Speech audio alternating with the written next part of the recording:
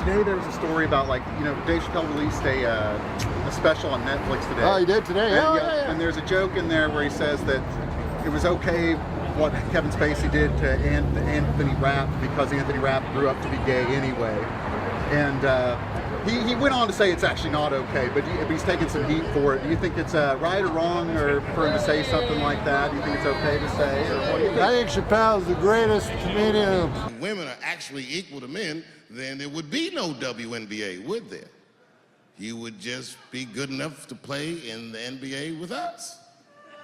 Or, here's another idea that's going to be very controversial. You could shut the fuck up.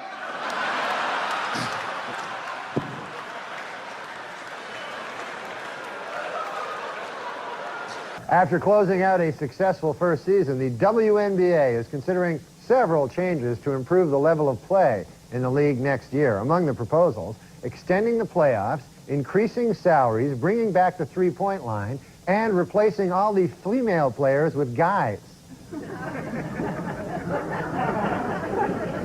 The WNBA officials expanded to 10 teams this week, adding franchises in Detroit and Washington, D.C.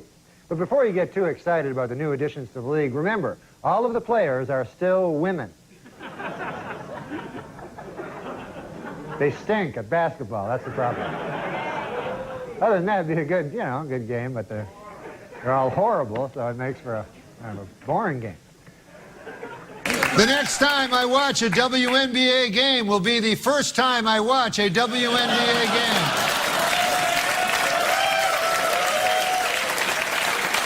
I know more than half the people in this room have been molested in their lives. But it wasn't no goddamn Michael Jackson, was it? This kid got his dick sucked by the king of pop. You know how good it must have felt to go to school the next day after that shit? Hey, Billy, how was the weekend? How was my weekend? Michael Jackson sucked my dick. And that was my first sexual experience. If I'm starting here, then sky's the limit. Yeah. I mean, even like you say, your unwanted WNT allegations against Michael Jackson, there had to be kids that were like, well, this is pretty cool. Yeah. This is not some old priest. The rule is that no matter what you do in your artistic expression, you are never, ever allowed to upset the alphabet people. You know who I mean. Those people that took 20% of the alphabet for themselves. I'd say the letters, but I don't want to conjure their anger. It's too late now. I'm talking about them L's and them B's and them G's and the T's. He should have just gone, I'm a lady, and then that would have been good for the LGBTG. The community, the community. I don't know if you've been over and seen them and shit, but it's a nice community. And it would have been good, all the LGBTBL. I try to be inclusive of all the letters in the alphabet. Everybody in the car respects the T's, but everyone also resents the T's. It's not the T's fault, but everyone in the car just feels like the T's are making the trip take longer.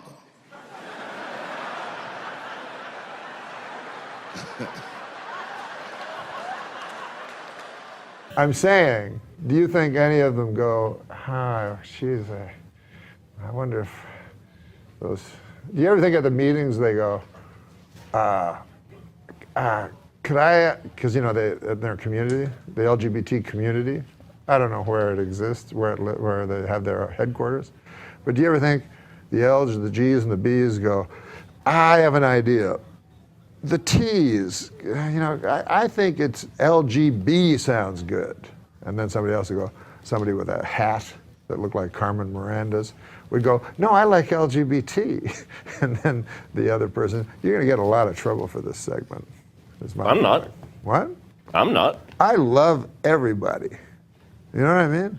Without love, what do we got? I don't care if a guy's a guy, a girl, a guy, girl. I couldn't care less. I love them all. What do you make of... I'll have sex with any of them. So you're the B. Huh? You're the B. No, I'm a person that is so tolerant that I would have sex with an L, a G, a B, or a T. Isn't that nice? But I would not have sex with a straight person.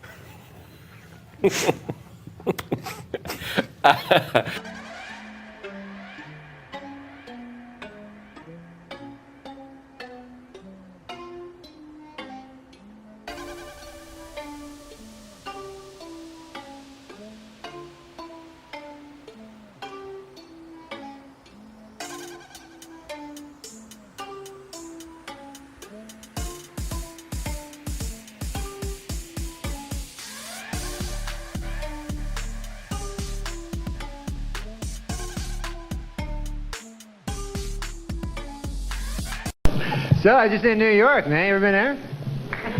They had a big gay parade going on down there. You ever seen one of these? I never been to one, you know, but I like parades, you know. I love a parade. So I go to the parade, and turns out it's just a bunch of gay guys.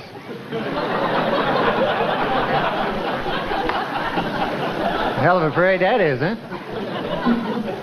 Imagine that on the TV, you know, you got Willard Scott and Faith Daniels. Okay, here's a big parade here. Here we go. It's a bunch of gay guys. Look at there. And here comes some more gay guys there, and there's a bunch more gay guys there. Well, a hell of a parade this turned out to be here. But what are you going to do? I wish all gay guys come out of the closet so you know who's gay. Nobody cares. Everybody just lives together, you know. What I don't like is when you don't know. Everybody's suspecting you. You know, especially if you're a guy, you know, no matter who you are, if you're a guy, you know, your buddies are behind your back there, you know. Gee, I haven't seen Fred with a woman for a few days. Well, yeah, now you mention it. He asked me to go swimming with him. Oh, Fred's gay! Come on, let's go tell everybody. Fred's gay over there. What are you going to do, man? Actually, I was reading this book. They said every guy, at some point in his life, questions his sexuality. Like, wonders if maybe they're a big gay themselves, you know? Like, you ever have a moment like that where you wonder maybe you're gay? You know, like maybe you'd be watching the TV there, you know? You go, geez, that William Shatner's a pretty good-looking guy. Hey, wait a minute, I'm a guy now that I think about it here. Let me see, I'm a guy, William Shatner's a guy. Carry the 3, and then that goes over there, and what the hell kind of what the deuce? Who knows, though, huh? Well, actually, I was reading this book, get this, they said, every guy, now some, get this is a different thing. Just about to say the same joke I just said. No, this is a completely different joke, but I was reading the same book. I read a lot of gay literature for some reason. Just to shake up my dad a little, you know? But I was reading this other thing in this other book. It said that if you're afraid of homosexuals, it means that deep down inside, you're actually a homosexual yourself. And that kind of worries me, you know, because I'm afraid of dogs. You know, lately I've had a hankering to drink out of the toilet bowl. You know, that's the funny part there. Yesterday, I sniffed a girl's butt out in the street there, you know.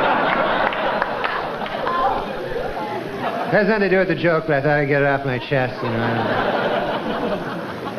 God bless gay guys. I know a lot of them. They're all good guys, you know. Funny guys.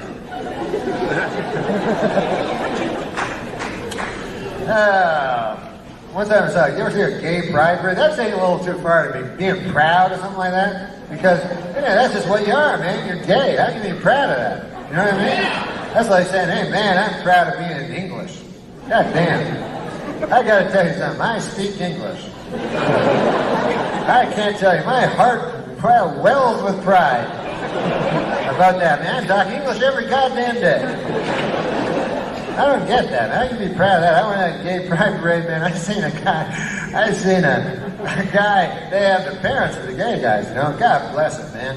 Because some of these guys, and they hold these banners, say, I'm proud of my gay son, you know. Some of these motherfucking guys, you know, you can tell they were in the war and shit, you know. They never thought they'd be out with a banner saying, I'm proud of my gay son.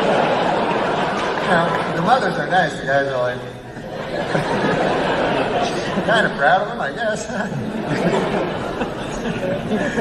But seriously, are they actually, you know, bragging about their son being gay? Or they down at work, hey, Billy, man, I gotta tell you something about Jimmy. God damn, we're so proud of him. He graduated Harvard last year, first in the class. Goddamn smart kid, man. He's articling now, you know, over in the Cambridge area. Oh, my God, next year he should be a full partner. Oh, hey, did I mention he sucks cock? Oh, yeah. Oh, man, this guy loves cock in his mouth, his ass. It's unbelievable. Yeah, I got a picture of him here. Yeah, here's the guy with 5 cocks in his mouth. Right there, look at that.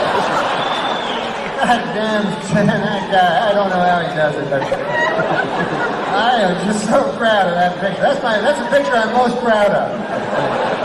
Him blowing 5 dudes.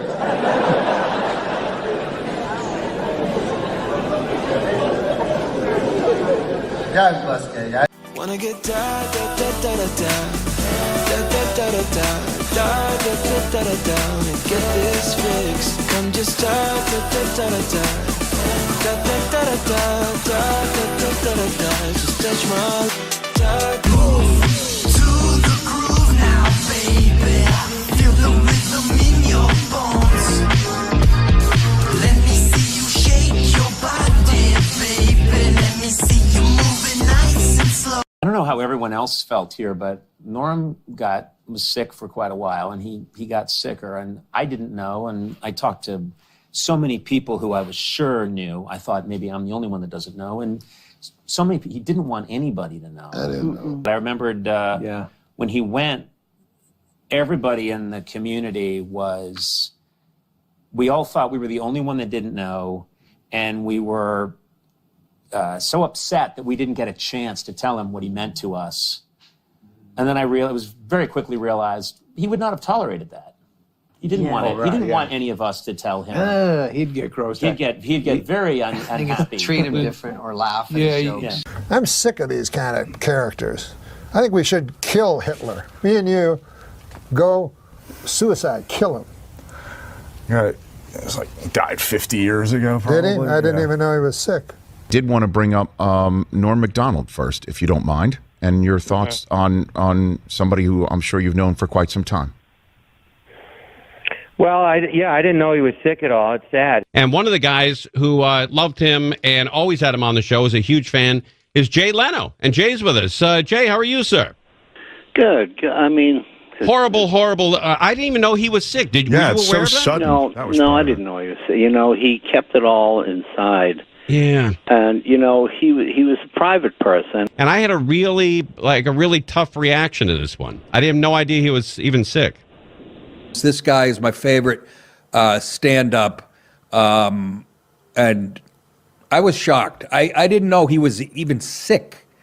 For obvious reasons, we lost Norm MacDonald this week, which was just, you know, I had no idea that he was even sick. Did you know he was sick? No. Absolutely stunned. Had no idea that Norm had not only been very ill, but been very ill for a very long time. None of us had any idea. I'm used to say goodbye, nothing new to me. Baby, I'm trying to survive, and I know that you believe in a world with happy endings. So tired of pretending. Joke after his death, it'd be something along the lines of, I was relieved to find out that I died of cancer and not that O.J. Simpson killed me. Yep. You know, I think it would be kind of like the epitome of an afterlife joke from Norm there. F. Lee Bailey said this week that if the defense only knew what Ron Goldman's last words were, they might be able to find the real killer. You know, if you ask me, Goldman's last words were probably, hey, you're O.J. Simpson.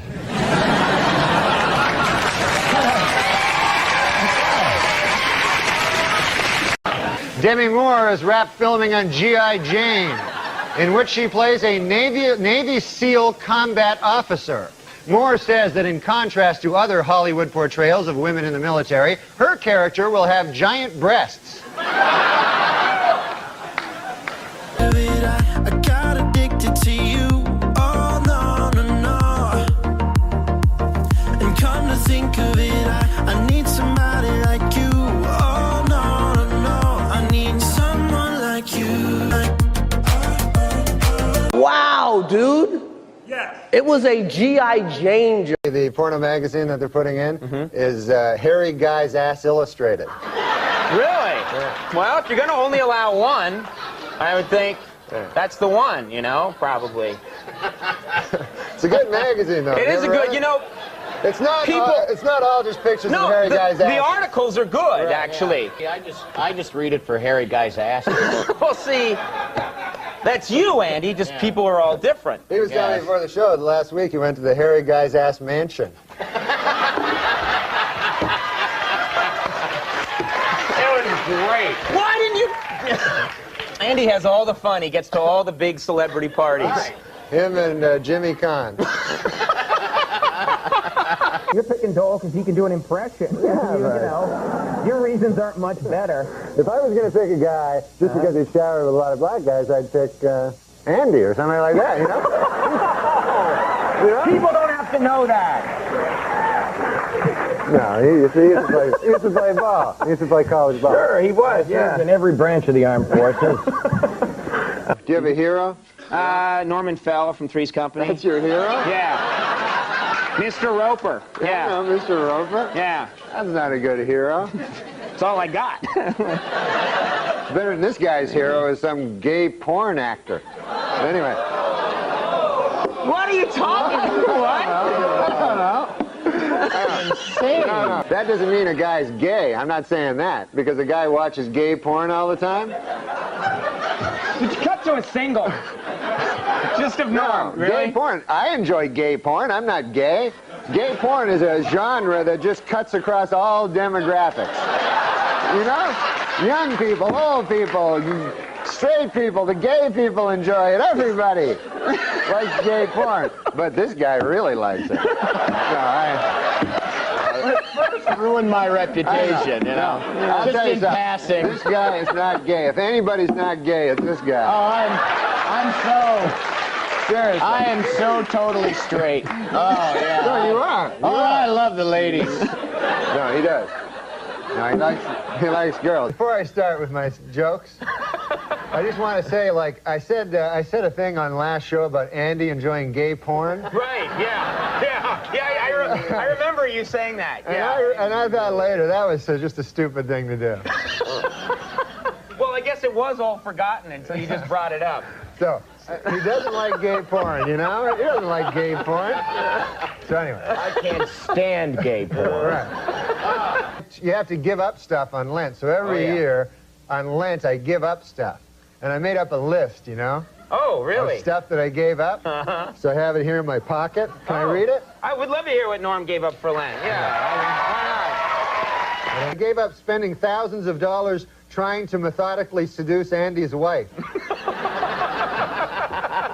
No more of that, huh? All right, that's very nice. Good for you. What a relief. Plus, it gets in the idea that Andy has a wife. Andy has a wife. Oh, he does, I know. I have a wife. I know. And no, he has a great wife. I don't like gay porn. No, he has an excellent wife. Don't like it. All right, we're back, everybody. Stop comparing notes on gay porn, all right? No!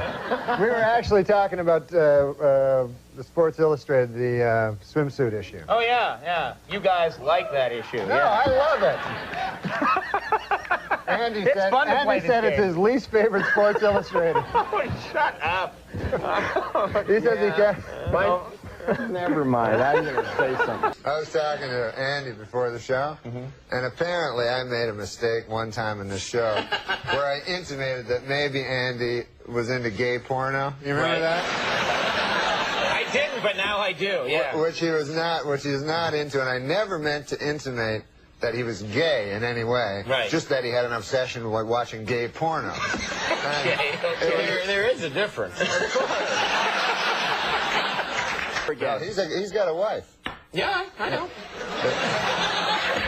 What are you talking about? I know that. Have you ever met her? Yes. Okay, good. What are you talking about? She does exist. She does exist. She exists. Yeah. That's what I'm trying to tell the people. I don't want them to think that Andy's into gay. And there's nothing wrong with being gay.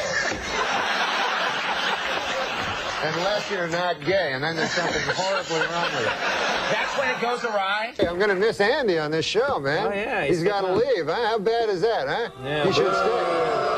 You want him to stay. You should stay. Good move. You should stay. You just Get him booing. Yeah, you killed everyone's joy tonight. No, I swear to God, though, when you sit on a couch for the living, you should think about not giving that up.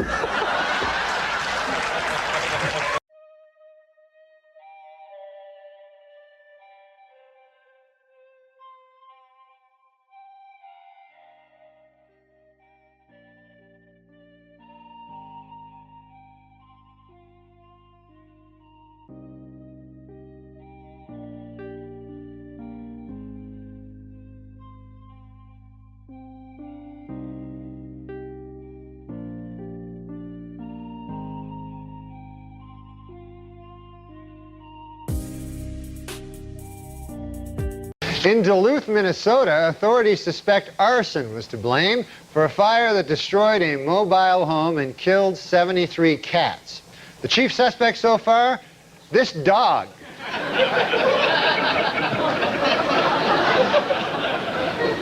Dogs don't care for cats much, you know. How could they not know that? This week, Disney released a new CD featuring a rapping Mickey Mouse. To avoid controversy, the CD will not include the controversial hit single, Cat Killer. And in a related story, this week marked the 5,000th performance of the Broadway musical Cats. It also marked the 5,000th time a guy turned to his wife and said, "What the hell is this?" You know, cat ladies, they're so crazy, they're always thought to be crazy. You know who's even crazier? Snake ladies. Oh, yeah. They have Absolutely. This is so your style right here. What? The writers, whoever they are, they're writing, they know how to write for you. Just read that one. Cats and paraplegics have a lot in common. For starters, neither appreciates going into your pool. No, you didn't read it right. Neither appreciates being tossed in your neighbor's pool. Yeah, they deserve a raise. Know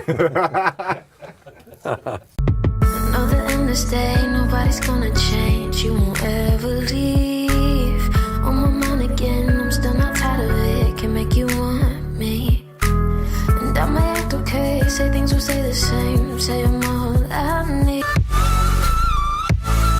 Am I able to have a good time? My cat just had a heart attack.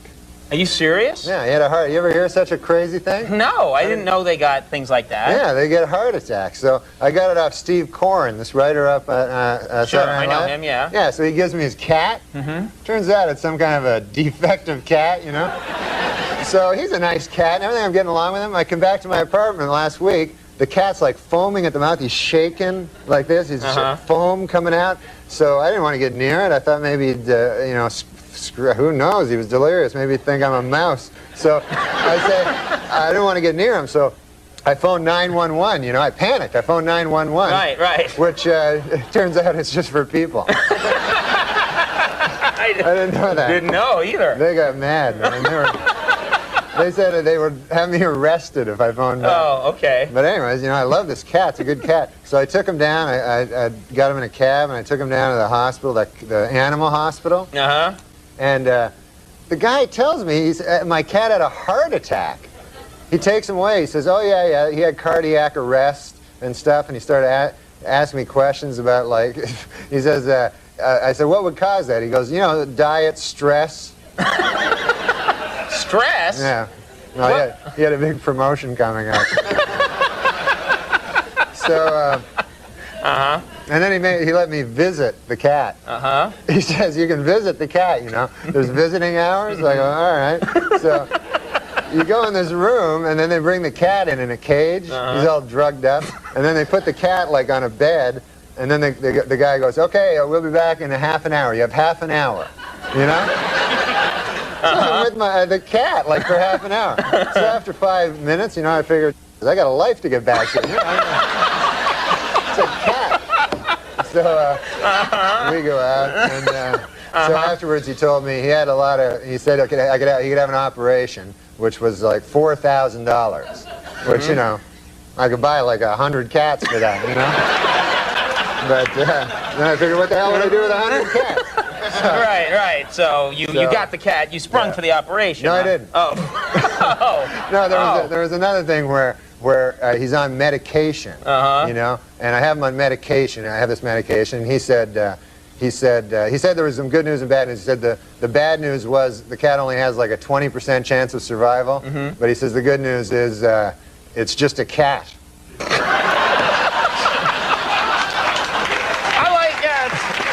He's a bad doctor. He's a bad doctor, too.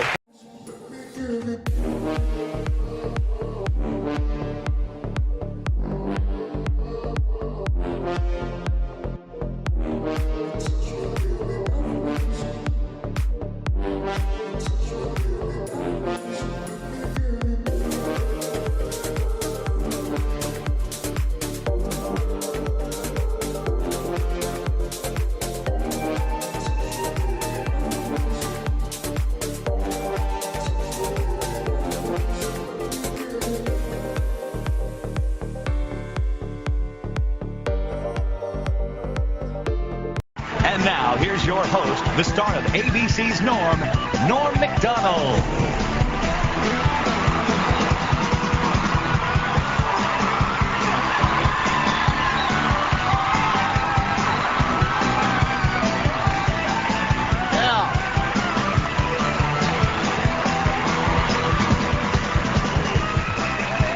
All right. Wow, this is exciting. Thank you, and welcome to the American Music Awards. This is exciting. I'm not actually in music, so let me introduce myself. To those of you who don't know me, I'm Norm MacDonald. For those of you not familiar with me, thank you very much. I am the biological child of Melissa Etheridge and Norm Crosby. So if you want to... Well, that's the big story in music news right now. Melissa Etheridge asked her friend David Crosby to be the biological father of her children. And, you know, this was a new experience for David Crosby. Usually when David Crosby picks up a turkey baster, there's a turkey in the vicinity. That's right.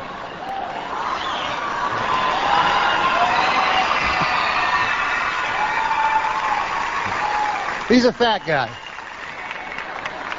But this is the 27th Annual American Music Award. It's the first American Music Award of the new millennium. And we're setting a... Yeah, very exciting. Very exciting. And we're setting a big record here tonight. Three straight hours of ABC programming without Regis. So that's kind of exciting. You know?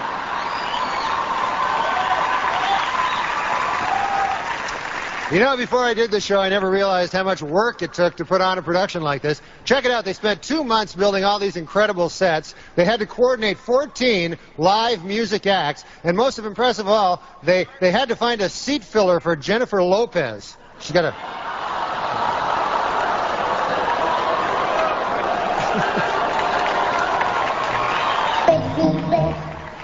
What the fuck was that?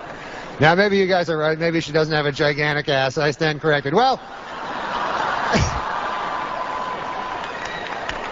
it's been quite a year in music, though. Let's look back. A lot of classic songs have been covered this year, haven't they? Lenny Kravitz did American Woman. Dwight Yoakam did Crazy Little Thing Called Love. And Barry Manilow released an album entitled Manilow Sings Sinatra, and I'll tell you, it is a great CD, or as I like to call it, it is a great coaster. I like to throw my drinks on that. It's not a good CD at all. And You know, with everyone so obsessed with their careers nowadays in music, you know what I mean? Here's a kind of a nice story. Celine Dion is retiring from music to try to start a family, you know? And I think she's serious about it, because I just saw her backstage chasing David Crosby with a bucket and a copy of Swank. So I think she's serious about it. Well, we've got a big show, so let's get it going. Yeah.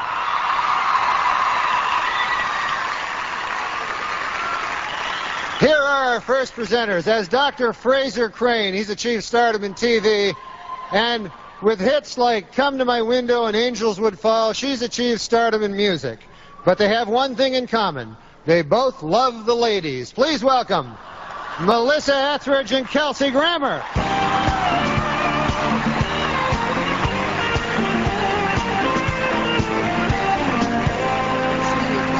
You put it you put the juice in the thing, you juice in there, and then you squeeze it out, and you bake it at about 350 for about 6. Hi. Name Shadaisy comes from the Native American word for my sisters. It's kind of like that other Native American band, Chumbawamba, which means thanks for that one song. Ladies and gentlemen, Shadaisy, right here. Okay, folks, before we continue, I have an announcement from the management. Would the owner of a Glock 9 with the inscription, "Too Puffy with Love," please pick up your gun? It's at the hospitality suite. Well, 1999 was a big year for Latin musicians, and Atlanta Braves pitcher John Rocker thinks they all suck. He especially hates our next performer, and has never bought any of his 13 consecutive #1 Latin singles or any of his 17 million albums he sold. So if you're watching now, John Rocker, be a good time to hit the can. For the rest of us, here he is, Enrique Iglesias. That's a coincidence, because I did that song in a karaoke bar the other night. That's one of my favorite songs. I was just talking to Dre backstage. I don't know if he's a real doctor, but he did prescribe me some stuff. So I don't know. There he goes. And that leads us to our first special merit award of the night. Ladies and gentlemen, for nearly 30 years, our next presenter toured the country with his band, the Grateful Dead, playing guitar to sold-out arenas of tie-dyed hippies. That's right. Please welcome the late, great Andy Garcia. Well, I'll tell you, it's nice to be back on stage out here. You know, I don't want to say my dressing room is small, but Tommy Lee just dropped by to visit. He shook hands with Carmen Electra. He blew out a wall. He's got a huge... Anyway. I didn't know the Judds were back together. Did you know that? I just saw them. I just saw the Judds backstage. Yeah, you're big Judds fans? I just saw the Judds backstage. Chasing David Crosby around with 6 mason jars and a ham sandwich tied on a fishing pole. I don't know what it means. Our next presenters are talented young stars who became overnight sensations with their brilliant debut albums. And if I can take this moment to offer a little friendly advice, kids, whatever you do, when you put out your second albums, don't suck. Yeah, Savage Garden. That was great. They didn't seem as savage tonight as usual to me, but that might just be me. You know, folks, it's time for our next presenters, and for a long time there's been a rivalry between West Coast rappers and East Coast saxophone players. But tonight they have put their differences aside to be here. Please welcome Warren G. and Kenny G. Our next performers took their name from the nickname of their home state. They picked Lone Star because the other nickname for Texas was already taken by that other band, Alabama. Ladies and gentlemen, Lone Star. Well, you all know our next two presenters. When he was on the show Silver Spoons, he went by the name of Ricky. But now he's all grown up on NYPD Blue, and he prefers to be called Big Ricky. She is an exceptionally gifted singer and songwriter by the name of Amy Grant, although she also prefers to be called Big Ricky, oddly enough. Ladies and gentlemen, big hand for Big Ricky Schroeder and Big Ricky Grant.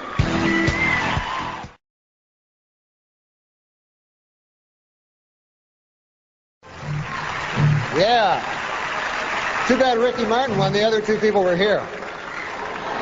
Well, our next group has had a song on the top of the rock charts for 18 weeks. In fact, they had 4 #1 singles off their debut album, My Own Prison. That's more than talent. That's pure dumb luck. Here they are, Creed.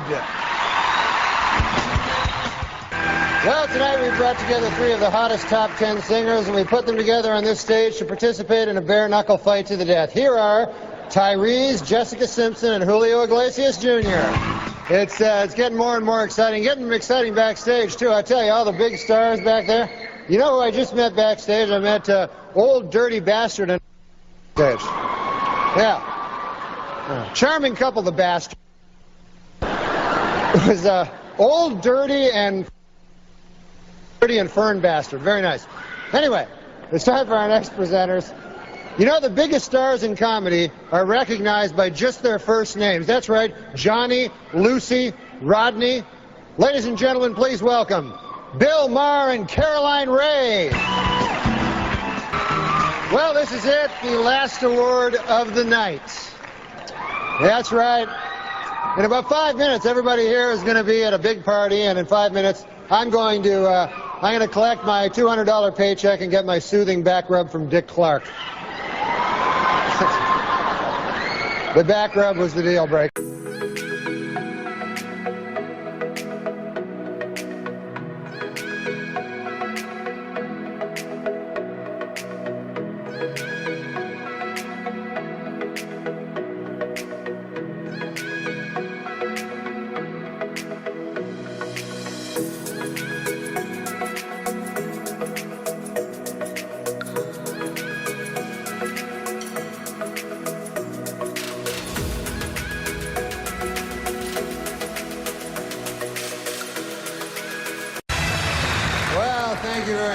I'm very excited to be here, you know, and I was asked to host the ESPYs this year. Yeah, hi, that's my name, Espen.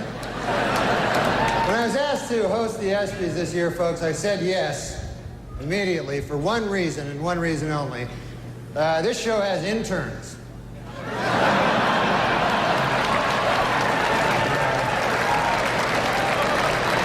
I'll be having little improper relations backstage a little later. But man, it's great to be here at the 6th annual ESPY Awards. Hard to believe, huh, that the ESPYs are 6 years old. Although Anthony Mason swears they're 18. So,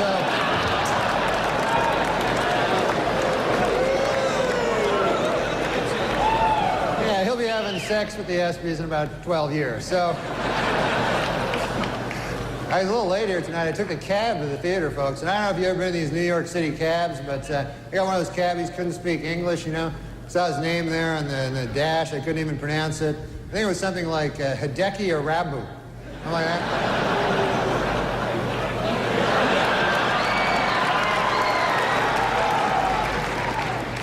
Arabu's been having some trouble, man. They fired his translator. Steinbrenner fired his translator. And people see that as cruel, you know, but I don't know, you know. I mean, if you're not doing well in Yankee Stadium, you know, do you really need a translator? Do you want that, you know? You know? Hey, what'd they say? They say you suck. You should go back to Japan, you dirty foreigner. Okay, I got it. I'm trying to pitch over here. It's great to be here on ESPN. I love sports, man. Man, you can see sports on ESPN you don't see on other networks. You know, like kickboxing. That's my favorite sport. Kickboxing is great. When you think about it, it combines the style and grace of boxing with kicking. This seems kind of immature. Just backstage, a lot of celebrities back there, man. I was talking to Jerry Jones, you know, the Cowboys owner, and he's disappointed, obviously. Yeah. Well, he's a good guy, though, man. He's talking about rebuilding the team, you know. And he told me, he says, we have to get back to what made us a championship team. Strippers and crack.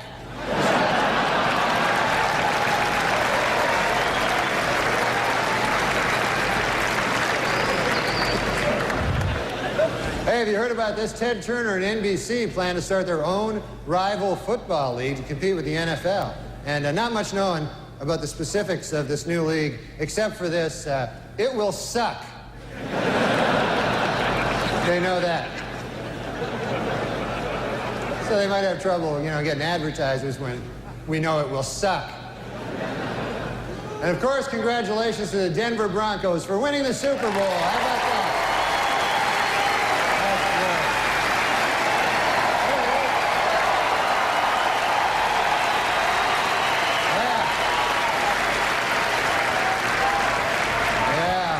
Denver did great, There he is. I love the Denver fans, because for one thing, they don't wear food on their heads. That's nice. And they had a wild celebration in Denver after that Super Bowl, man. And now city officials expect an even wilder celebration if the Nuggets win 10 games this year. They say they're going to... say the whole city's going to go nuts. Yeah, the Nuggets are having a bad year this year, man. Matter of fact, they're making a film about the team. They got a pretty catchy title. It's Black Men Can't Jump Either.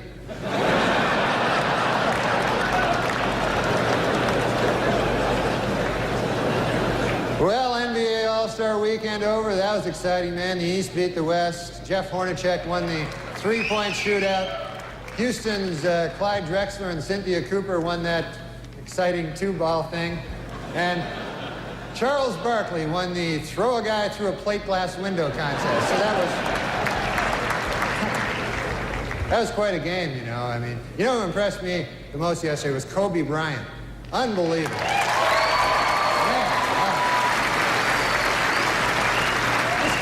This guy's amazing. 19 years old, the youngest starter ever in the All-Star game, and he played so well that today he was named spokesman for NBC's new public service campaign called Screw It, Who Needs College?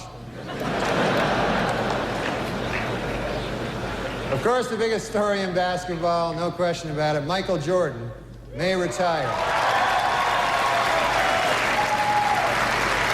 Yeah. Michael Jordan may retire after this season, and it's terrible news for Bull fans, but it is terrific news for golf hustlers. They're happy about it. But Jordan is very serious, though, about leaving. In fact, he's already called the Hall of Fame to make sure that his plaque bears his basketball nickname, Air Jordan, and not his baseball nickname, Senior Crappy.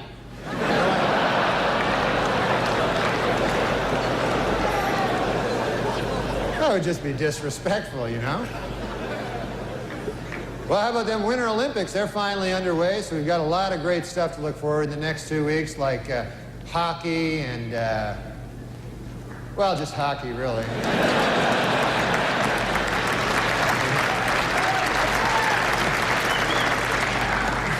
I was watching last night, I saw speed skating, and my goodness, could the outfits they wear be any tighter? Holy Lord. There was an East German woman, I swear, you could see the outline of her entire penis. It was...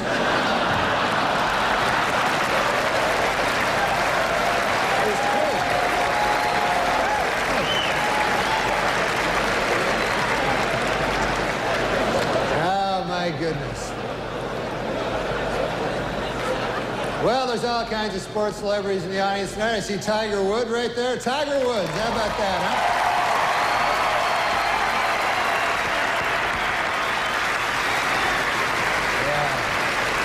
Yeah, he's up for golf. Of course, he's up for Golfer of the Year this ESPYs. And you know who I feel sorry for, folks, is the other two guys nominated for Golfer of the Year.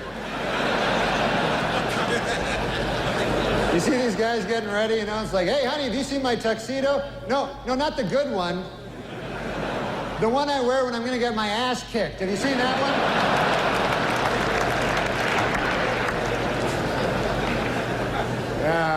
Boomer Esiason is with us.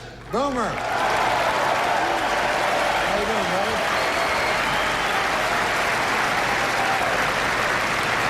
Boomer, of course, will replace Frank Gifford on Monday Night Football next season. And Frank told reporters that this will allow him to spend more time with his wife and children. Then he broke down and cried for 45 minutes. So...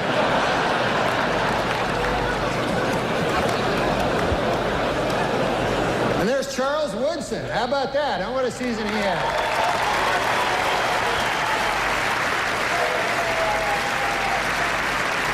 Great, man. He became the first defensive player to win the Heisman Trophy. And congratulations, Charles.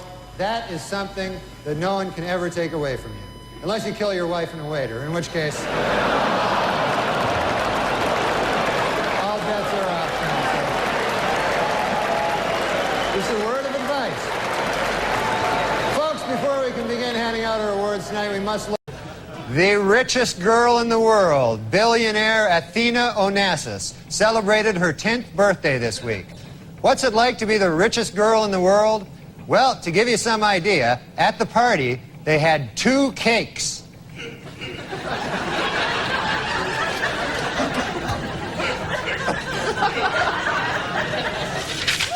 And now, Weekend Update would like to wish a happy birthday to comic legend George Burns, who turned 100 years old today.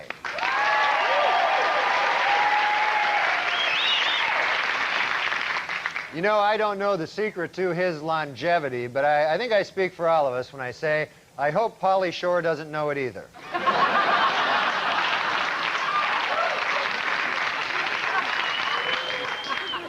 Well, a big seller this holiday season is Michael Bolton's Christmas album, This Is the Time. Happy birthday, Jesus. Hope you like crap.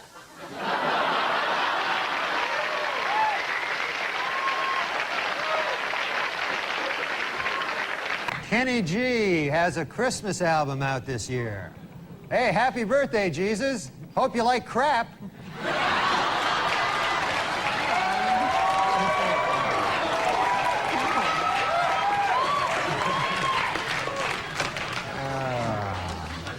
Well, I don't know. This week, the chairman of the board, Frank Sinatra, turned 81 years old, and he was honored by having the Empire State Building lit in blue. Also, in Mr. Sinatra's honor, the Empire State Building had the Twin Towers rough up the Chrysler Building.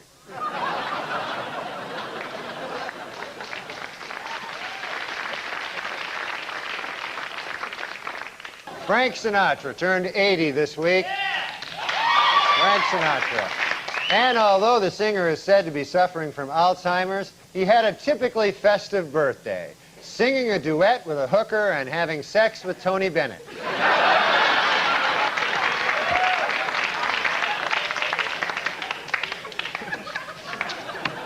Probably going to end up in Jersey with a meat hook up my ass, but it was a good joke. Celebrating April 1st birthdays, this is a sort of news thing. Russian pianist Sergei Rachmaninoff, who was born on this day in 1872. Yeah, I know that dude. Rapper Method Man is 41. Debbie Reynolds turns 80 today. Rachel Maddow is 39. And former German Chancellor Helmut Schmidt would have been 95 today. April Fools, former German Chancellor Helmut Schmidt is alive and well. In England, a woman was arrested for throwing a birthday party for her 16-year-old son that included marijuana, alcohol, and strippers. Now she's got even bigger problems. What to do for his 17th birthday? Whatever. Kim and Kanye celebrated their baby Northwest's, his name's Northwest, his 1-year birthday by throwing a big party. What's that? It's a her. Oh, it's a girl. Yeah, Northwest, of course. I should have known by the name. North, yeah. Anyway, she had her 1-year birthday, and they threw a big party with jugglers, a bouncy house, and a Ferris wheel. The bad news is that Northwest is a baby, so it doesn't know what the fuck is going on. It's like a Gilbert Gottfried joke. Okay. Today is the 11th birthday of President Obama's youngest daughter, Sasha, or as I like to call her, the uppity one. Oh, goodness gracious. Yeah. Jesus I'm a regular mortal. Super Dave Osborne on the line. I was going to ask you to phone Super Dave. Yeah. How's it going, Super Dave? Hey, Happy birthday, Norm. Is it my birthday? It's tomorrow your birthday. Your birthday, that's why I'm calling. Super you know Dave. I got you? A picture of Sarah Palin's husband. Oh. And I had to make the X very big. That's good. Oh, no, one asked you to comment what's good. No, I You know said what that- makes me upset? What? Let me tell you, mate, what makes me upset is with all the crap that's going on in our country, OJ is not going to be able to vote. You know, McCain thinks that Obama was driving the Bronco. Oh, he gave you a rim shot. Yeah, Super that's Dave. right. I know, that's what he does. He gives me a rib shot. Norm, happy birthday. You know how funny this guy is? Yeah, I do. He's the greatest. What's he doing in Chicago? What are you doing in Hey, Chicago? You know who's lucky or Fox? They got Philadelphia and Tampa Bay. Philadelphia and Tampa. That ought to be that might be right below till death do us part.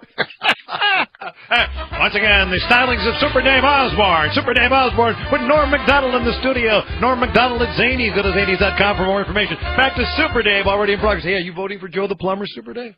Joe the Plumber. That was the most insane. You know what? I think that McCain, I mean, first of all, he's not the same McCain I used to see. I mean, but he's a totally different man. I mean, I think he's wild. Even his wife doesn't stand too close to him now at the end. But I think there's a trigger word like banana where you get him to come right over the desk. He did look angry. Didn't he look angry last night? His eyes were rolling, and he almost came. And what I love is when Obama's talking, he goes, "Yep, sure, yeah, He okay." did. But I thought McCain won the debate, but everybody. He did, but he was wild. Yeah, he was He insane. came in there, he was wild. It was like like one of those fights where you beat a guy up on the ground. You know those things. No, he won. So you believe he did win the debate, right? I thought Yeah, he made Obama look uncomfortable, I thought. Yeah, but... Well, I was uncomfortable too. How could you not be uncomfortable? Well, let me hear something here. President Obama, I am not President Bush. I don't care about an old washed-up terrorist. If you wanted to run against President Bush, you should have run 4 years ago. Why would he call him a washed-up terrorist? You know what would have been funny is if when he said, "Do you think Sarah Palin could be president?" that all of them just laughed till the debate was over.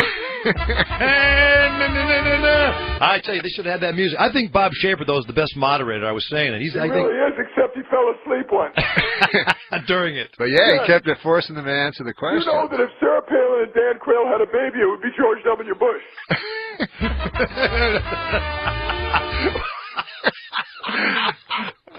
Super Dave, you gotta keep this stuff for Match Game.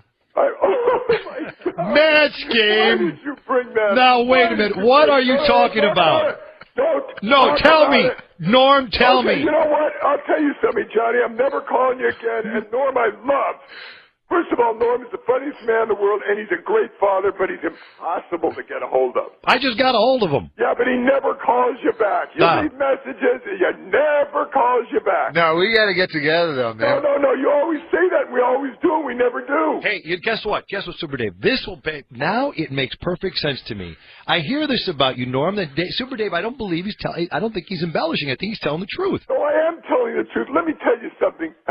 How old are you going to be tomorrow? 46. He doesn't have a driver's license. He doesn't drive. Now, What does that say to you? A lot of people are like that. Actually. Okay, no, they're not. A lot of people aren't like that. If you're 96, what about opening the debates last night with all the crap that is going on? Wait, let's go back to the match game. All right, now here he is. It's time now for Super Dave. This question is: Norm MacDonald does not blank. All right. This is the way you want to play it. No, I don't want to play. No. This is the way we're playing. All right, Super. Wait a minute. This is the way we're going. Super Dave. Now on, Super Dave. I want to agree with what you said about Norm MacDonald here in the studio. I want to tell you what I think.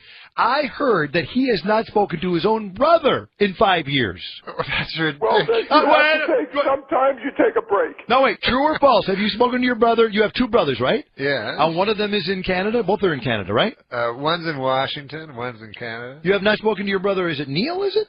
What are you telling Is it true or this false? stuff? Is it true or false? We're talking with Norm MacDonald, actor, writer, producer, stand-up comedian. Super Dave Osborne one time said, "I can never get him to return calls." His brother Neil MacDonald, who lives in a farm town in Quebec City, says he has never returned his calls in 5 years. That's ridiculous. Is that true, Neil? Listen, I'm a Canadian reporter living in Washington, D.C. I'm used to not getting my calls returned. Yeah, Neil, how you doing? That's your brother, right? Yeah. Hey, Super Dave, his brother, Neil, answer the question to see if, so Super Dave will not feel bad. Neil, have you spoken to Norm, your brother, in the last 5 years? I haven't spoken to Norm in a long time. It's kind of hard. It's kind of hard to get your calls returned. Wait, Super Dave. That. See, I always think Super Dave's kind of lying. So Super Dave's first name is Super? Yes. So, like, if I called myself Great Neil, you'd have to call me. You know, Neil, there's a reason he hasn't talked to you in 5 years.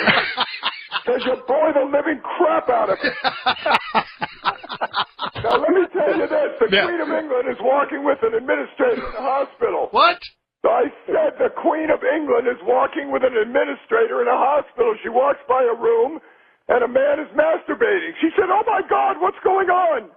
He said, "Well, he has a problem. It's a physical problem, and if he doesn't do that 5 times a day, he could explode and die." She said, "Oh, I'm sorry." Then they go to the second floor, where she walks by a room, a nurse is giving a man oral sex. She says, "Oh, my God, what's wrong?" He said, "He's got the same problem as the guy on one, but better insurance." All right. No, but if that was in Canada, the government would provide it. See that? You know who should hook up? Norm, wait another 5 years. I'm telling you, if that's what he does, if he comes back with that Canadian crap, don't talk to him. Now, listen, here's what I want to know. I want to know how a guy, you're 46, are you, Norm? Yeah. Yeah.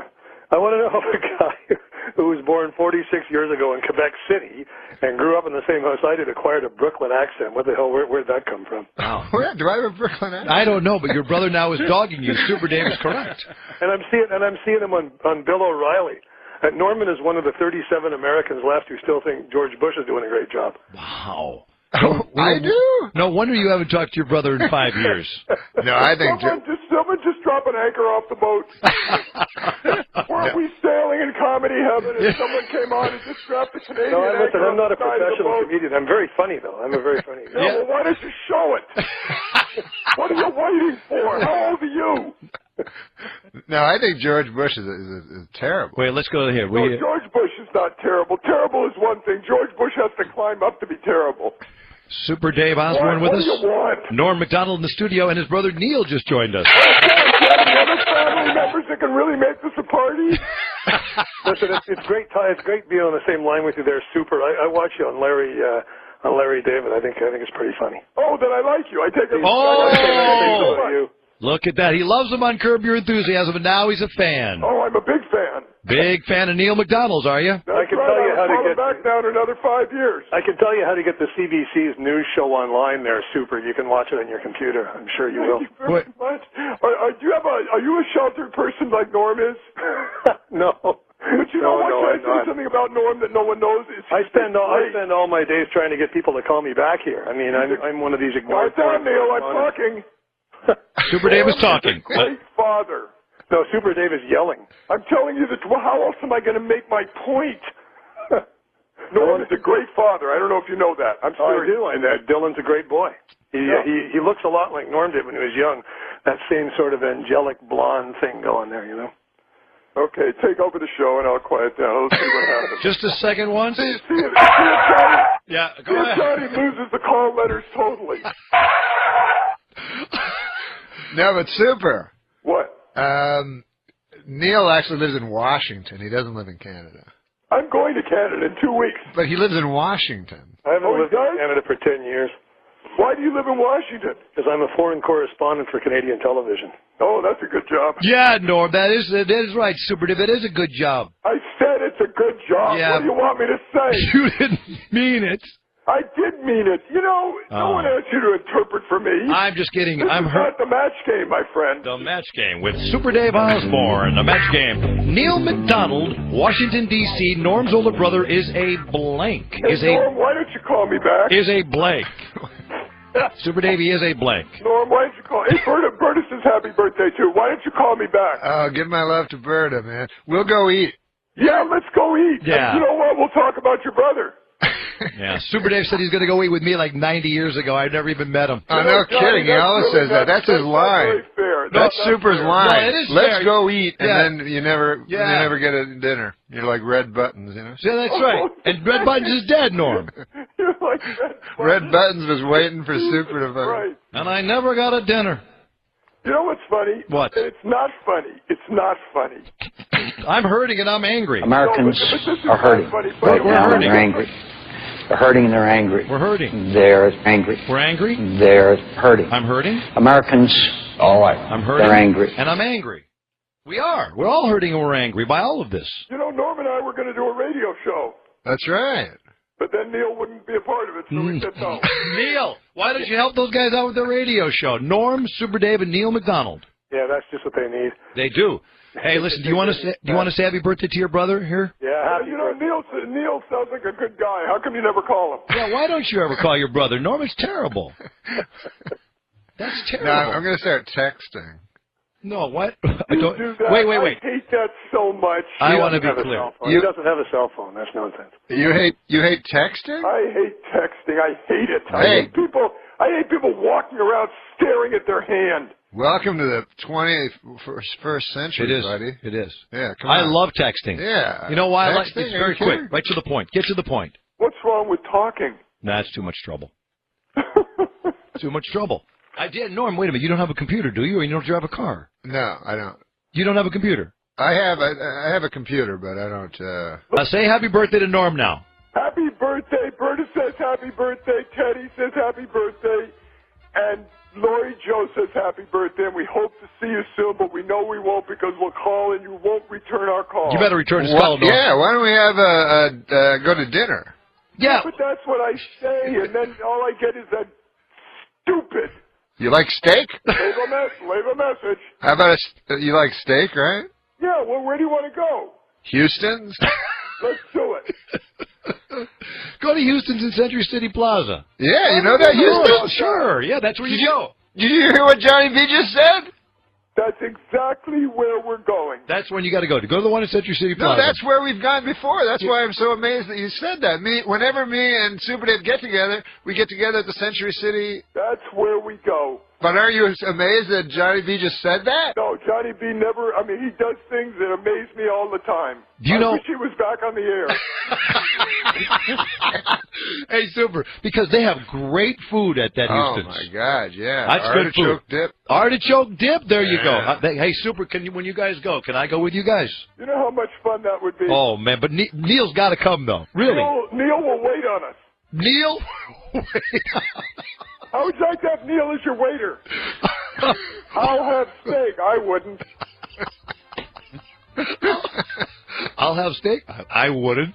I wouldn't. Oh God! All right, Super Dave Osborne and Norm McDonald appearing Happy at birthday, Houston's. And Norm, wish Neil a happy birthday if he has one. Okay. Wait.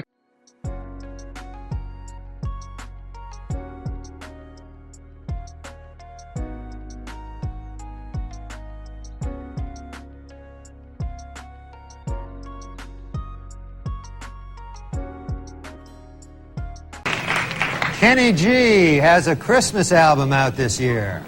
Hey, happy birthday, Jesus. Hope you like crap.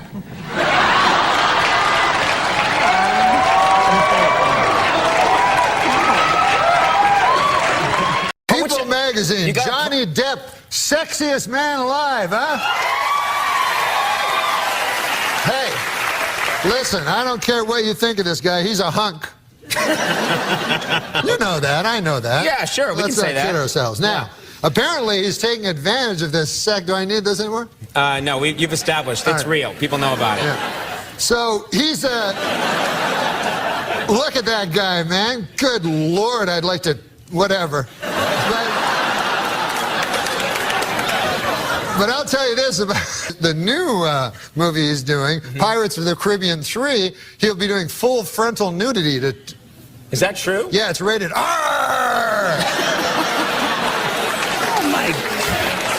Oh my God! What the hell was that? Is it really my fault? 'Cause you try to hit me with your pity till I can't trust, but I still push on. Got me changing my ways, trying to fix it. Some gold-plated chains would make a nice retirement gift for a very, very good slave. Well, this Are you serious? Well, this was written. Are you serious? This was written years Did ago. you just write that? I didn't write it. Did you just say that? No, I read it. Yes. You read that? It was an old. It was written, Oh obviously. my God Almighty! I'm not part of this. No, it was written No, before. I'm not part of this. No, you can't read that.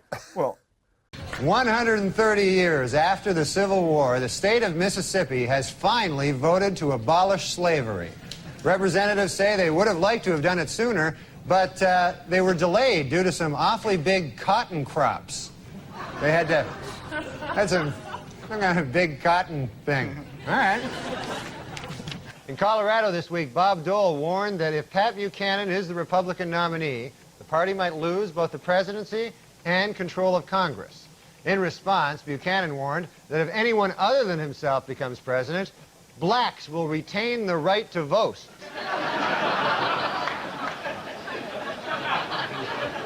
Last night, the epic disaster film Twister opened to big box office and some controversy.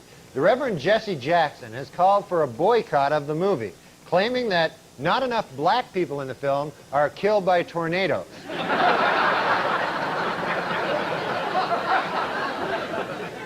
Meanwhile, Furman, who was expected to face disciplinary action by the LAPD, may get off lightly. Under the terms of a controversial plea bargain, the charges against him have been reduced to, quote, 1 count of using the word darky. In the wake of the verdict, angry Menendez defense attorney Leslie Abramson said the jury simply chose not to believe the brothers' excuse that they had been sexually abused by their father, and says she knows why. Quote, "It's because my clients are black."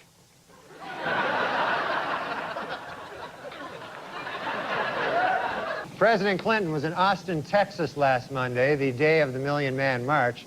The president said in a speech, "I'm here to speak to you today because right now in Washington, D.C., there's like 1 million black guys."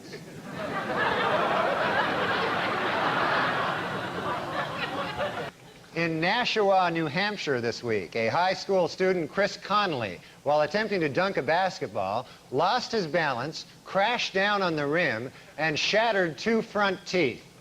Gee, I wonder if by some crazy chance Chris is white.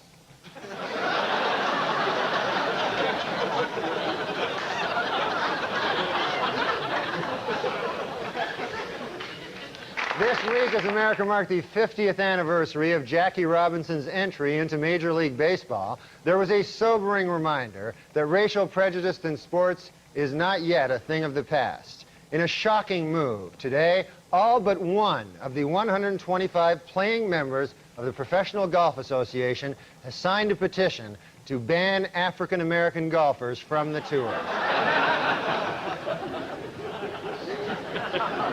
And now a correction to a story we ran last week.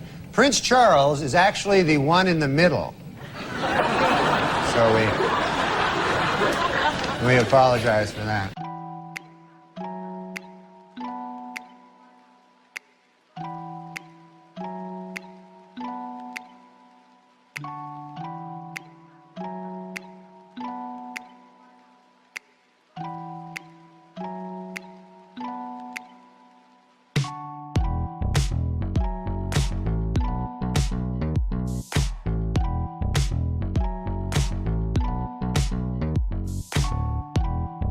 Do you know the Harlem Shake?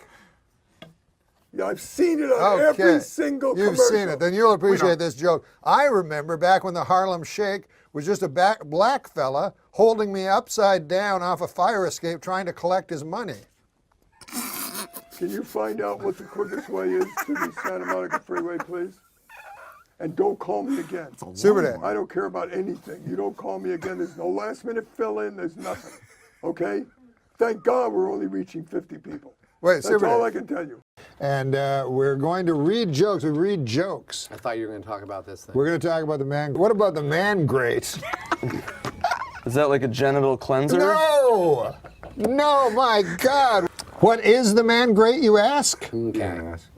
Huh? Fine, I didn't, but... You didn't ask. It is 100% made in America, cast iron grilling grates. Iron You don't pronounce it iron. That's what everybody tells me. It's the iron horse. Like Lou Gehrig was the iron horse of baseball. Yes. The word I-R-O-N is iron. No, iron. Cast iron.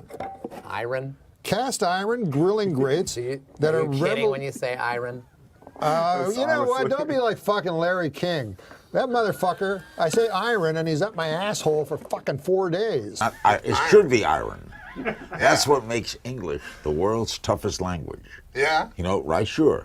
It is the Because toughest language. to To me, learn. it's the easiest. Man, great. Great. Have you heard of the man grate? Yes, I have. You have? Yeah. Where'd you hear about it? On Adam Carolla's podcast. Wow. Yeah. How about that? Do you have a father? Man grate is the perfect gift for this Father's Day. Is he alive? Yeah. Yeah. 100% made in America. If he was dead, it would have been a really bad moment in the commercial. Your dad's alive? No. Fuck. God damn it. I'm sorry about your dad. That's fine. Your father's dead. But you have children. You are a father. Yes, and I'm not dead. Yes. Maybe you'll give me one. And I'll give you use one. it. Is your mom still alive? My mom? Yeah. No, she's dead. Jesus Christ, is any of your relatives fucking alive? It's man grate. They are revolutionizing the way people grill. What, Adam Egan? It's true. You haven't heard of the revolution? You can put chicken on this or steak. That's not that unique. It has heavy duty grilling grates. Why are you laughing? You think the grilling grates are flimsy? These are very heavy. Yes, no, but that's part of the charm. It weighs a lot of pounds. Is that heavy? Yeah. Listen, man, what was that fucking Vegas story? Jesus Christ. Sorry. What is in that? Again. It's revolutionizing the way people grill. Jesus. What? I thought it was like a, all right. You want to hear what it has? Yeah. It has heavy-duty grilling grates. Listen. No more dry meat. What do you think of that? Good. You want your meat juicy. Oh, come on now. Don't make it sound like a fucking fat, plumpy, delicious cock. No more flare-ups. You know, in your barbecues, all those big flare-ups. It was named one of 2012's best grilling accessories. There's more fucking facts about the man grate than about Nick. Why are you laughing? You're making a mockery out of the man grate. Chicken, steak, has never tasted so good.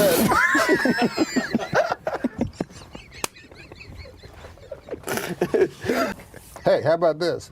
Each NORM MACDONALD show order comes with a heavy-duty grilling brush. Jesus. You don't want to put that on your not dry meat? Look at that. Those things are dirty. No. That's from the iron. Are you sure? Yes. Well, it's not from my cock. What? I just went to the bathroom. You say cock so much. I'm coming in your butt. Oh my God. Well, listen, man. Hey, your mouth is my toilet. Again. This commercial is like a mini-series. Are you a jingoist? 100% made in America. 100% cast iron. Mangrate.com. Thank you, Andy. That's yours. You just threw your own going away present with contempt to the floor. That was our only sponsor. Oh, yeah, and you lost. Yeah, now we found out we lost Mangrate as a sponsor. And then earlier today, I think we were told legally we can't say we lost them as a sponsor even. Yeah, I think we were still waiting to find out if we were allowed to say that. But anyways, that was Who cares? Schwartzen. We lost them. That was Nick Schwartzen that fucked it all up. What's your favorite curse word? Edit it or whatever. Yeah. Oh yeah. Well, yeah. Well, Yeah. what favorite curse word? Mother. Yeah. Okay. Because there's a lot going on in that word. There's a lot going on. I haven't heard yours? sucker in a long time. Oh, that's a good I like that one. It's got a lot of oomph to it. Trying to bring that one back. Yeah. Well, it's confusing now. Right. Yeah, exactly. That's true. Yeah. Because you don't know what exactly. Right. But yeah. But motherfucker is like, I don't. The first guy that thought of that. But I guess scientists, not scientists. I'm such an idiot. Curse word scientist. But psychiatrists say you want to your mother, and you know. Yeah. You know when you hear these things, you go, ah. Yeah. Yeah. Just it's just why unpleasant. is it that grosses me out? If that's true, yeah. Why is it that me and all my friends are completely grossed out if we want to our mothers? Plus, why are we not our mothers? Like, you know what I mean? Exactly. Oh my God. Next one. Well, those are the motherfuckers that fucking introduced crack into my neighborhood last month. Do you have a crack problem? Well, now I do, because those fuckers introduced crack into the neighborhood. You didn't read the book? No, but I heard it. Was you heard it from good. me, because I read it. God damn, that was a word you kept motherfucker. using, right? I mean, no offense to him, but he's a good guy. He's a good guy. I fucking people, you gotta listen to Lenny Bruce. So I get an album, I can't sit through the motherfucker. I don't know what the fuck he's talking about. Garfield the cat. The motherfucker doesn't think I know about every fucking episode of Garfield. Okay, talking earlier to you in the hall, and I said, I remember the first time you fucked up. He begins his little press conference by apologizing for Get Smart. And I said, I like this motherfucker. She didn't know who he was. You fucked it up. God damn it, motherfucker. See, you don't even have your own stories. You take other people's stories and fuck them up. I'm fucking with you, buddy. I got you, you motherfucker. No, I think you'd be very awesome at that. And because I miss that one-on-one that Bob Costas, you know. Yeah, me too. And you don't see it anymore. And Charlie Rose is not really that. Oh, well, he's interviewing some guy you don't know. Right. I don't want to see that fucking guy, some Belgian motherfucker that wrote a book. I'm scared of letting go, go. I'm scared of letting go, go. I'm scared of letting go. I'm scared of letting go of everything in the past. I'm scared of letting go. Son of a bitch, motherfucker! Huh? You sleep with my fucking wife? You're my best fucking friend, Adam. God damn you, motherfucker! I went once to a commercial. You've been a commercial audition. It's not fake. Oh, right. Anger. That's it. That's right. I went once to a commercial, and it was the script said, "Hey, Phil, I see you got a Buick." So that was the line, you know. So all night I'm up like fucking nervous, and I'm reading in the mirror like I'm like, "Hi, Phil." I'm trying to like fucking say some words louder than other words in the script. I'm like, "Hey, Phil, I see you got a Buick," you know. So then I go there. First of all, my manager used to lie. He'd go like, "These guys are big fans of your comedy. They want to meet you." Right. They're big fans. And then I'd show up. There's 4,000 people there. I'm like, they're huge fan. He just lied to me, thinking I wouldn't make it worse when I showed up and they weren't big fans. But anyways, I went in and the guy. So I said, "Hey." He's got one camera on me. I go, "Hey, Phil, I see you got that Buick." And then the guy goes, "Great." Like, it's great. Like, how could that be great? So I go, "Oh, thanks, man." He goes, "But this time," he goes, "do it again and just go off the script." He goes, "Forget the script. Like, there's a script. There's fucking 4 words." I go, "Okay, I'll ignore the script." He goes, "Yeah, just go crazy and whatever you want to do, and you're just alone." How crazy can you go? Yeah. So I said, but I just agreed because I was paralyzed. I'm like, "Yes, okay," because they think you're Mork from Ork, just because you're a comedian. Yeah. So, right. So then I freaked out. I panicked, and I just said the same words, like real nervous, just to get out. I said, "Hey, I see I got a new Buick, Frank." And then the guy's like, "Huh? I guess it was good. Bye." And then my buddy, he was a commie too, and I said, "What'd you do?" And he goes, "I fucked the floor." I go, "Well, you probably did the right thing." Because that's what they were looking for, you know, something like that.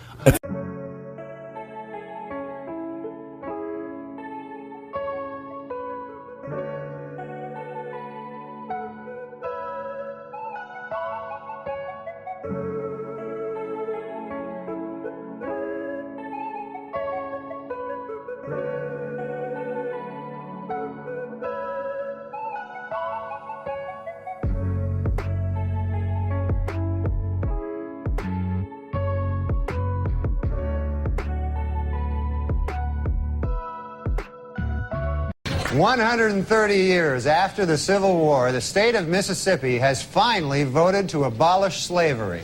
Representatives say they would have liked to have done it sooner, but they were delayed due to some awfully big cotton crops. They had some kind of big cotton thing. All right. In Colorado this week, Bob Dole warned that if Pat Buchanan is the Republican nominee, the party might lose both the presidency and control of Congress.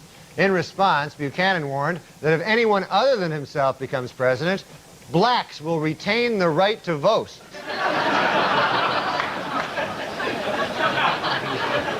Last night, the epic disaster film Twister opened to big box office and some controversy. The Reverend Jesse Jackson has called for a boycott of the movie, claiming that not enough black people in the film are killed by tornadoes.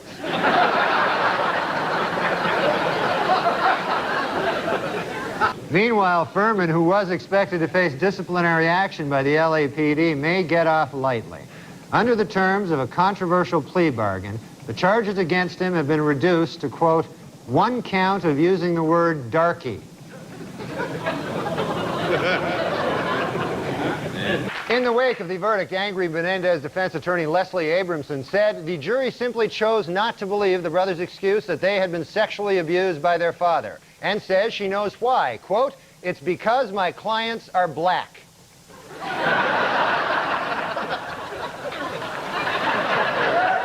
President Clinton was in Austin, Texas last Monday, the day of the Million Man March. The president said in a speech, I'm here to speak to you today because right now in Washington, D.C., there's like 1 million black guys.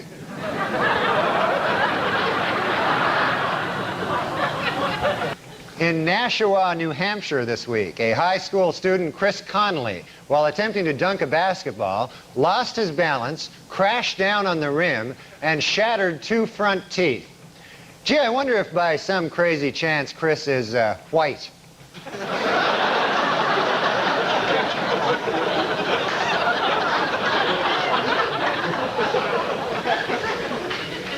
This week, as America marked the 50th anniversary of Jackie Robinson's entry into Major League Baseball, there was a sobering reminder that racial prejudice in sports is not yet a thing of the past. In a shocking move, today, all but one of the 125 playing members of the Professional Golf Association has signed a petition to ban African-American golfers from the tour. And now a correction to a story we ran last week. Prince Charles is actually the one in the middle. So we apologize for that. I don't know why black was black. Black is great. Black is great. Black is fantastic. Right? Yeah, I mean, black is fantastic. Even though, you know, they're not black anymore. But then again, we're not white, right? Right. We're pink like his fucking asshole. Seen it. We're all the colors of Bobby's asshole deep down. It's beautiful. It's beautiful. Roseanne hired me as a stand. You know, I was doing stand-up, and Roseanne said, "Would you like to be on the show and act? You know, you can be Lori's boyfriend." I said, "I can't act." I should have said I could act. Yeah. So anyway, she said, "Well, why don't you be a writer?" But one time in the writing room, she would give jobs to crazy guys sometimes, and she gave a job to African American. I don't know what you call them. I call them African Americans. That's those 2 words that are never heard in the state of Texas, you know. That's a joke, son. Told. And we're saying African American, and when you say that, it feels uncomfortable, right? To your tongue? No. What are you supposed to say? Well, no, just tell me what you're supposed to say. I definitely would not say the A word. Right. That's what I call it. Yeah. The A-A word. Yeah, African American. Can you do an African American accent? Try, yeah. Okay. We'll give you an African American. An African American. Your mom is so fat she developed type 2 diabetes and congestive heart failure. Snap! Hey, George, my mother is so fat when she came to Vegas they had to build another hotel. Guy goes, you got the do-rag? He goes, you know, I fucking my woman, you know, and I don't want to answer the phone, oh shit, it could be a job, and you know, and then you know, after you take the do-rag, you wipe off your dick with the do-rag, and I'm like, no, I don't do that. But everyone in the audience is like, yeah, we all do that. We all wipe our dicks off. You know the Harlem Shake? Yeah, I've seen it on every single commercial. You've seen it. Then you'll appreciate this joke. I remember back when the Harlem Shake was just a black fella holding me upside down off a fire escape trying to collect his money. Orange is the new black, but not in my apartment building. Kevin is the new black. But presidential fact. Barack Obama is the first president to ever say the N-word as a term of endearment. Yeah, that's not how George Washington used it. No, I don't think it was a term of endearment. No, Today is the 11th birthday of President Obama's youngest daughter, Sasha, or as I like to call her, the uppity one. Oh, goodness gracious. Yeah. Jesus I'm a regular mortal. Michelle Obama has booked a cameo on the ABC show Nashville. Start again. All right. Kids today, I mean. You can't spell ABC. Wow. Michelle Obama has booked a cameo on the ABC show Nashville. With this and her appearance on iCarly, I think Michelle is ready to start appearing in films. May I suggest my favorite film series, Black Ass Fuckers? I found the secret to life is there is no problem that a huge... No, I found the secret to life, Bob, and this is it. There is no problem big enough that a huge... that a huge what? No, I found the secret. I found out the secret to life. Yes, oh great one. Yes, and it is this: there is no problem big enough that a huge black cock cannot fix. Dr. Dre announced that he's the first hip-hop billionaire, a regular J. Paul Ghetto. Two businessmen bought the Milwaukee Bucks for $550 million. They are very excited with their purchase, as this is the only legal way to own black people. Now that is here, and I read that. Well, you're not there. You know how businessmen are racist? They are. Yes, it's them being racist. They are. You. The two businessmen that bought the Milwaukee Bucks for $550 million Yeah. are racist, according they're to this. fine, man. Well, here's actually a joke about Donald Sterling. Okay. All the charities that Donald Sterling donated millions of dollars to are giving the money back to him. Well, that'll show him. It's not bad. Never trust a black guy wearing a Dirk Nowitzki jersey. In Game 1 of the Western Conference Finals between the Mavericks and the Thunder, Magic Johnson said that Dirk Nowitzki is playing like he has 3 legs, which is a nice way of saying he's playing like a black guy.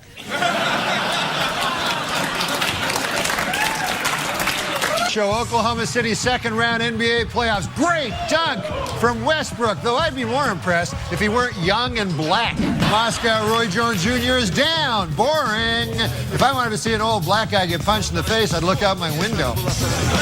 Eastern Conference Final in Miami, and LeBron crushes Kyle Korver in transition. Always shocking when a black guy running forward is faster than a white guy running backwards. Usually I pick the bigger, blacker guy. President Obama is a phenomenal player at basketball for a president of the United States. But I think he's just mediocre for a black guy. Hey, what about bringing in Jackie Robinson? Only team with a black guy in it. That's not cheating?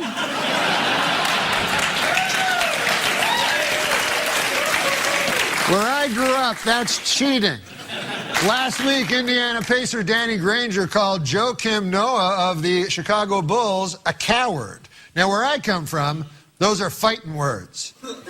But I have no idea how the black community views them.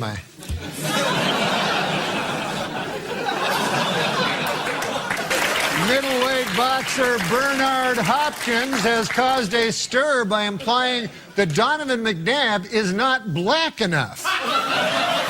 The two men have decided to settle their differences with an old-fashioned game of who cannot catch a cab.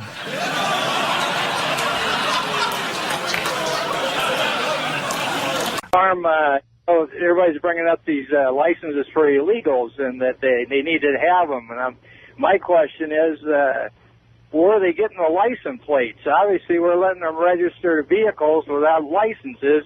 And in this day of car bombs and stuff, I don't know if that's a good idea. Thank you, Dan from Boise. Norm, what's your feeling? Well, I know that the New York Governor Spitzer, I'm trying to get to learn things, but he doesn't want to issue licenses to illegal immigrants, you know, and I don't know how the hell you're going to get a cab in New York City anymore. I mean, it's hard enough, you know, for me especially, as a black man.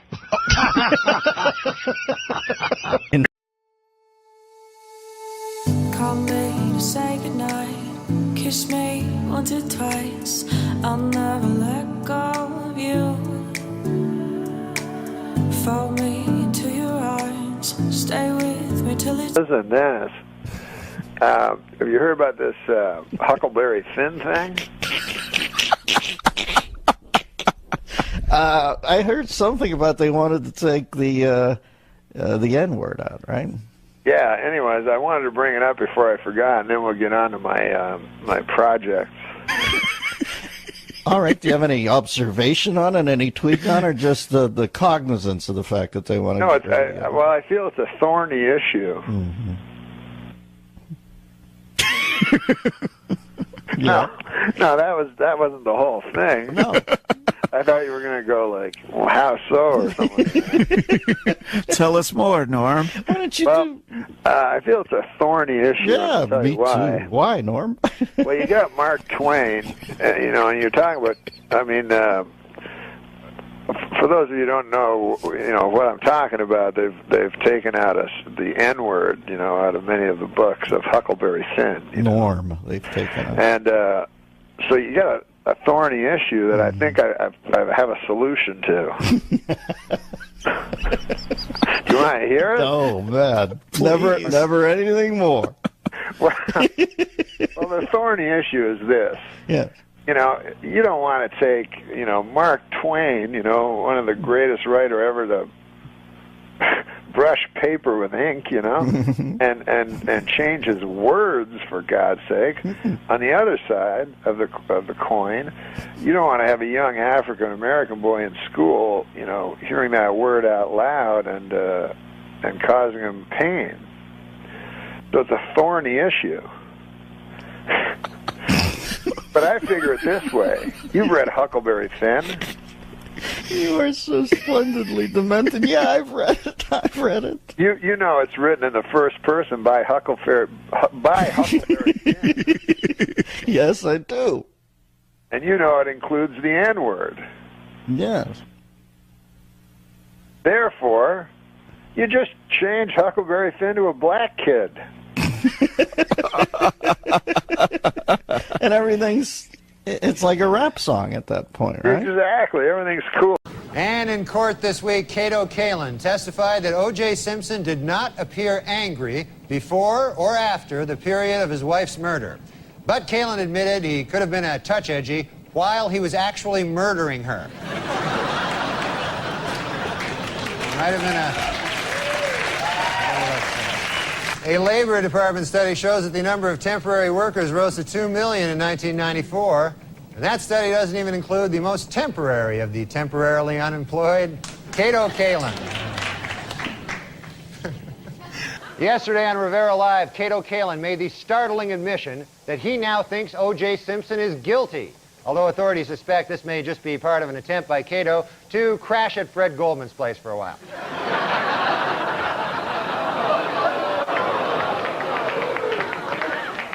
As the jury's decision was announced, Nicole Brown's sister Denise Brown told reporters, quote, "I feel ecstatic." While Johnny Cochran said, quote, "I accept the verdict and now we must move on." Meanwhile, Cato Kalin said, quote, "Please God, don't let it be over."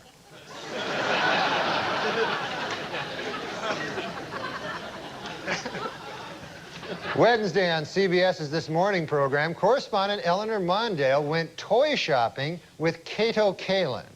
According to producers, it was part of a new segment on the show called Let's punish the audience.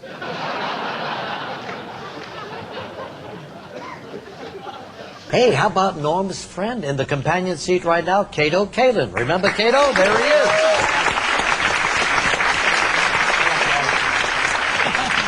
How long have you known Kato? Kato, I know him about 15 years. How did you meet Kato? Well, He lives at his house. Kato, Norm actually Kato. crashes on my couch. Yeah. Kato, you got to get your own place. Got it, Alan. Got it. How did you meet Norm? Actually, through sports many years ago. Up in Canada? Tennis and golf. Didn't know you I've played. been around for a while there, Regis. Yeah. Didn't know you played tennis and golf. Oh, yeah, so- yeah. Good. As a matter of fact, my charity today is the Palm Beach Tennis and Golf Resort.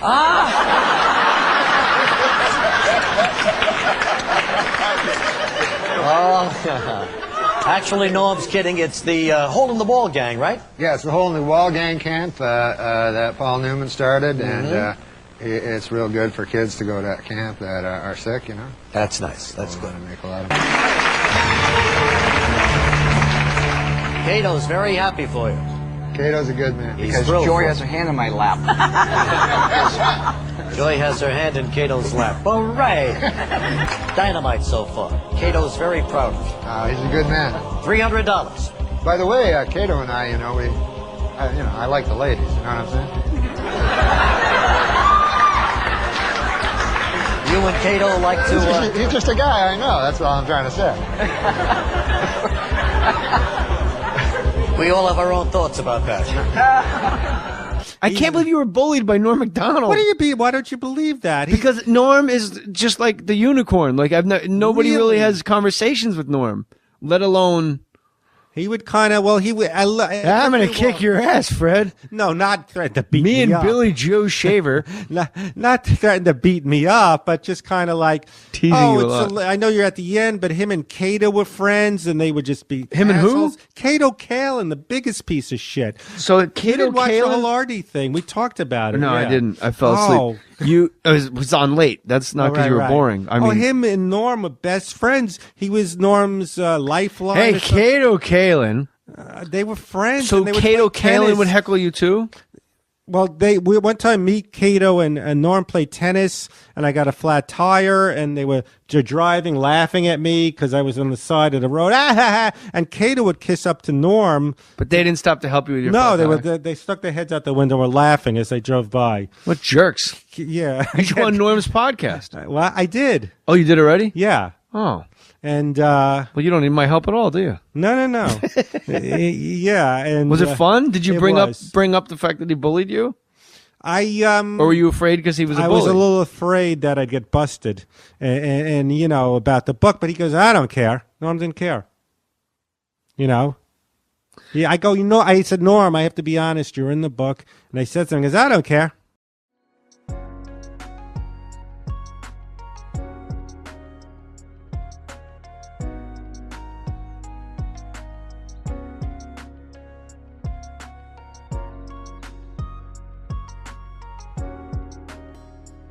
Sam, who was Norm's best friend the second season of the Norm Show? Kato Kalin. You're kidding! I spent an entire year with Kato Kalin. I know stuff about Kato Kalin. Norm, Kato befriended Norm. I can't get into this whole thing. But, so we do, the Norm Show was 2 seasons, all right? Right. And we shoot the first season of the shit's picked up. In the meantime, Norm is living in L.A., so I get back you got to be back on the set like August 1st or something. So I start moving back out there like July 28th. And this girl, Lori Jo, who Sam's talking about, and maybe even Sam might have called me up and said, Norm wants, to play a big poker game tonight at Norm's, which we used to do all the time. Is come by. He goes, oh, wait, you're going to meet Norm's new best friend. I'm like, who's that? She goes, you'll see. I walk in, and it's Norm and these guys we used to play poker with, and Norm's crazy ex-assistant, this kid, Danny Wilson. And Kato Kalin. One of the main characters in the biggest trial of the century. Well, Ralph is the Kato Kalin. I mean, Ralph It's amazing the parallel. It's a type of guy. It's like he's the poor man's Kato. No, I mean, yeah. Poor man, you're rich. You got more money than OJ. No, Ralph's the poor man's Kato Kalin. But can I just say something about Ralph? There's such a level of entitlement. Where he always says, I don't feel entitled. But, like, he'll go to Sam's house, and you would think, being in the guest house and having access to servants or whatever would be enough. He was out there one time a couple times ago, and if I have the cars wrong, tell me, Sam, but I guess the Bentley was parked in front and the Mercedes was parked behind, and Sam left the keys to the Mercedes for Ralph so Ralph could go around and do what he wanted. And somehow Ralph talked the help into giving him the keys and moving it so he could drive the Bentley. But you got it. Like the Mercedes wasn't enough, the Bentley was what he needed to be. These guys are great at doing it, and LA's filled with them now. Well, Cato did that whole season, like, systematically. By week 15, Cato was on the show. Yeah. Cato got onto the Norm show. Cato was looking for a job out of it. He had a... He gets kind of passed around too because there was a writer producer Kevin Curran. I think he's on The Simpsons now. Yeah. He used to be on Married with Children, and the first time I met Cato was after the O.J. trial, and he was hanging out with Kevin Curran. But he was like in my life. Like, I would go to work, and Cato would be, whether he had to work or not, he was at rehearsal. And what did Norm get out of it? Well, Like, Norm just said, hey, look, he's a good guy. And, like, we would all go, like, I don't know what's... So Norm got so friendly with him that every once in a while we go to this tennis club by Warner Brothers. All right. And we play doubles tennis. And Norm and Cato always had to be a team. It became, like, the 4th fucking grade. So me and one of the other writers would always play Norm and Cato in tennis. And I would tell the writer, I said, listen, if we lose to these motherfuckers, I'm gonna tear Cato's head off. Because if they got a point, and Norm is so competitive, you want to strangle him. Right. If they got a point, man, Cato would go like, Howie. And you just feel like going, you murdering fuck, you killed a woman, you helped kill a woman. Like, Cato didn't have anything to do with murdering a woman. Well, I felt like saying that to him. Oh. But he would make you livid and red with anger, and like Norm and him were just the best of buddies for a year, like he had his... And what happens that the relationship They had ends? a falling out somehow. Oh, really? Of course. The Norm show got canceled. I came back here. I started here, and eventually I heard they had a falling out. But it's weird. I think Cato was Norm's phone a friend on Celebrity Who Wants to Be a Millionaire. Get out of here. So when they were playing tennis together, they always had to be like a doubles partner? Oh, my God, Howard. Like, it became like a And thing. you could see how insidious it was. And me and this other kid who we'd play with, like, we used to beat him most of the time, thank God. But Oh, my God, really? Yeah, if we lost... Well, he gets so... Norm is the most... We got thrown out of the club. There was an incident with David Hyde Pierce. What? David Hyde Pierce, what a group. Next to the Warner Brothers lot, there's like this tennis club, and it's like an exclusive club, and it was like Caddyshack. Me and Norm would walk over in corduroys and just say we want a court, and the guys there were like star fuckers. They give Norm a court. He had a show on ABC, so we walk on, and David Hyde Pierce would be there, and he had like an instructor. He'd be in his tennis whites. Tennis sweaters tied around his neck. And me and Norm, like, if I lost a point to Cato Caleb, I'd go, fuck, cunt, fuck, and I'd throw the racket, and David Hyde Pierce would get all scared. What's this? Yeah, like he was scared. And Norm would like abuse him about maybe being gay, like all this shit. My like, and finally Hyde Pierce complained and got us thrown out. We got walked out of the club. Me, Norm, Cato Kalin, and this writer, we got walked out of the club because David Hyde Pierce was looking at us like all red faced, like, yeah, get out of here. Fuckers. Yeah, fuckers. And but Cato and Ralph has a lot of those. Like when I'm hearing this, I saw it firsthand, and I'm saying, my God, he's doing the same exact thing. Yeah, that's wild. I want to address myself as best as I know how to those that I have wronged, that I have sinned against. I have sinned against you, my Lord, and I would ask that your precious blood would wash and cleanse every stain until it is in the seas of God's forgetfulness, never to be remembered against me. Are you all right? What happened? Well, you're all right, sir. Now, everything's going to be fine. I saw white light. I felt this inner peace. I thought I was going to heaven. But then that guy from that horrible movie Rhinestone showed up. What? It's Fly Saloon. He's trying to help us. Don't move. There's an ambulance coming, please. Thank you so much. You're very kind. Oh, it's okay. He's not that kind. Did you see Cobra? That movie actually got very screwed up in the editing. Oh, what's wrong? I just remembered staying alive. Oh, hey, come on. Look, you'll be fine. You're just a little shaken up, okay? Great. I don't know which is worse, being in this accident or being helped by the star of Judge Dredd. Listen, he's trying to be nice. Yeah, okay, fine. How are you doing, madam? My arm hurts. Oh, really? Can you move your fingers? Oh, God, Paradise Valley sucks. I'm sorry. I didn't mean to say that. Well, don't be sorry. The guy stole 2 hours of your life. Oh, come on. That's enough. I'm trying to help you. Let me ask you something. What were you thinking when you made Over the Top? What? Over the Top? I mean, you had to arm wrestle the guy for the custody of your son, for God's sake. Just save your energy. I mean, did you actually get that script and go around telling people, hey, this is a good one? Oh, come on. Just drop it, please. No, you're right, you know. It was an excellent movie, now that I think about it. After all, you know, it does combine the emotional drama of a custody child hearing with arm wrestling. That's enough! Shut up! Hey, what the hell are you doing? You're punching car accident victims. No, you don't understand. He was bad-mouthing my films. The man is injured and he happens to think Tango and Cash is jackass, so you hit him? He didn't mention Tango and Cash, okay? Please, somebody just tell my husband. I think this guy's dying. All right, everyone clear. I'm losing him. Stop, or my mom will shoot. Stop. So, on Weekend Update, when you anchored, Frank Stallone was often a punchline.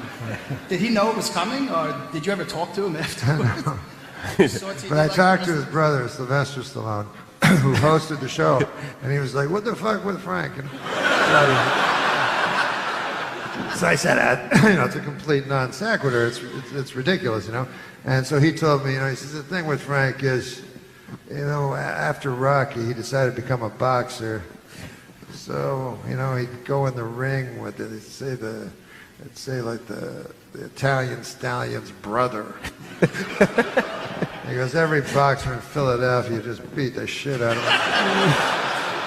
him. He goes, you've never been right since, and I feel guilty about it. He says, if you could just lay off him for a while. And I was like, no. So I never did another job. You say I don't listen. I tell you I try,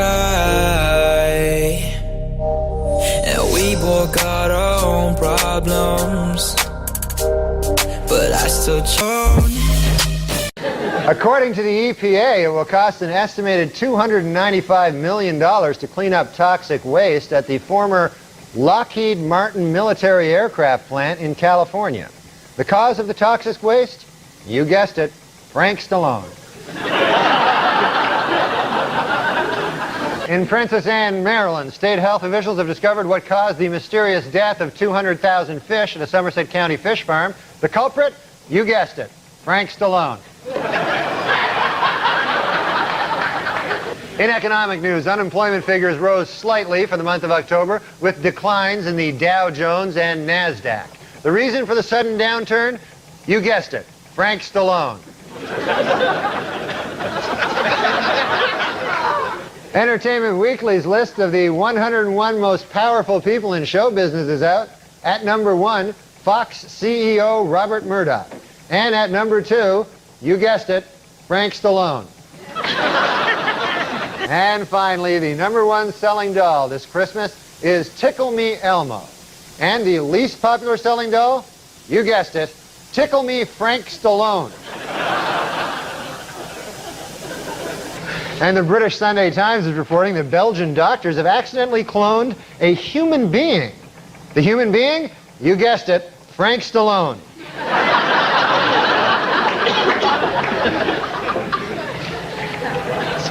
Recent photos sent from the Galileo space probe orbiting Jupiter's moon Europa suggests that it meets the conditions necessary to support a primitive life form. Just what kind of life form? You guessed it, Frank Stallone. And finally, the votes are in. And Entertainment Weekly has chosen its funniest man alive. And who is the funniest man alive? You guessed it, Frank Stallone. Congratulations, Frank Stallone. Is this a really good question, Norm? Here's a familiar face for you, it's Blake. A question from Blake's good friend, Norm. No, Blake, it's fun watching you this year. Wasn't it cool? Yeah. Thank you. And I was wondering, like, there's a kind of a curse with Rookie of the Year. Nobody's ever repeated it. I didn't think about that. Well, I'll try as hard as I can next year, but All right, man. I don't know. Thank you for that question, though. That's going on top of the goals for next year.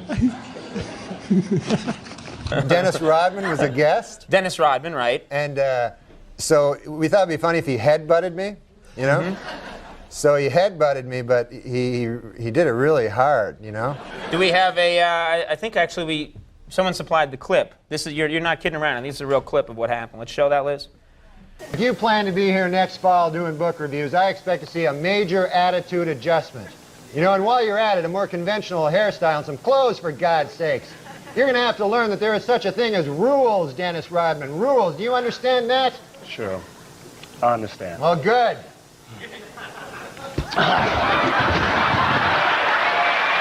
That's the way it is. Good night and have a good weekend. Wait a minute. It did look like he, you hear that dull thud of like skull on skull. Yeah, It really... Yeah, and I don't have like a strong head. I haven't been working it out lately. Really? But he has like an athlete's head, you know? But no, beforehand he said, like I said, hey, don't hit me with your head, or no, you know, don't really hit me. And he goes, no, Al. He goes, he had this thing where he was going to put his thumbs, and as soon as he touched my thumbs, I go back, and then he got all excited and headbutted me. So like, so did you feel him like pull the thumbs back, and then real head was coming in at you? And so I like blacked out for like a minute, and then the next day I had this huge headache, so I thought I was going to die, you know. And so I went to the hospital. I went to I don't want to say the hospital, but I went to this hospital and to emergency, you know, and they're all like, they're the craziest guys in emergency, all like crack. Everybody's on crack, you know? Every emergency is a guy on crack. Yeah. So I went in and they go like, hey, how much crack do you have, you know? And I go, I'm not on crack. And they go, what happened? I go, Dennis Rodman headbutted me. On the TV. He headbutted me on the TV. So they go, yeah. Right. How much crack, Yeah. So what happened? Anything wrong? Yeah, I don't know, man. They said, like, you can't tell. They said, like, the only way you can tell is if later on, if you go to sleep and you don't wake up. Yeah. That's why you didn't mention the name of the hospital. Yeah, I don't want to mention it. I didn't know this, too. If you go to emergency, you got to pay. They keep sending me bills, like all kinds of bills. You thought it was free, that you could just go there and... Yeah. I'm from Canada. It's all free there. Oh, okay. Good. Now, you were going to bring your son, your boy. Oh, my son was so excited to come. You know, he knows nothing about entertainment or show business because, you know. Yeah. And, I guess. but he loves sports, you know. He's a basketball fanatic. He loves it. A beautiful little 10-year-old boy I have, and he was very excited because Charles Barkley. Charles was supposed to be here. Yeah. And apparently he was afraid to fly in with the fire. Yeah. So. Anyways, I had to phone him at his school today, and he had all his Charles Barkley cards, you know, and everything. He collects them, and he was so excited. And I said, "Oh, Charles, not going to be here," you know, and he was sad. And then, well, we tried to get Karl Malone. I know, and then you guys phoned. You said, "Hey, Karl Malone's going to be here." So then I phoned him back at school. I said, "Hey, Dill, guess what? Karl Malone's going to be here," and he was really excited, you know, because he has all his cards too, and he loves Karl Malone, so he was real excited. And then Karl Malone's not coming. No. So then they phoned me. They go, "It's going to be Jillian Barbary." So I phoned my boy, and I got, you know, he's in school. I said, "Hey, Charles Barkley's not going to be here, and Karl Malone's not going to be here, but Jillian Barbary is going to be here." And then he said, "Is she a point guard for the Warriors or something?" And I said, "No, she's a lady." Yeah. You know, when he gets older, I think he'll appreciate her more. Yeah. As you get older.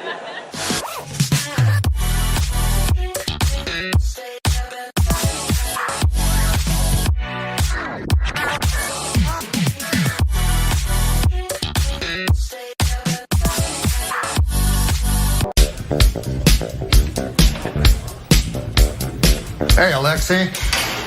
So you're the guy that made Tyra look like a fat lady, right? Sure am.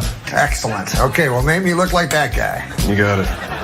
Yeah. You work the face, I'll work the body. Oh. That's not Blake Griffin-y enough. Come on, man. More Blake Griffin-y.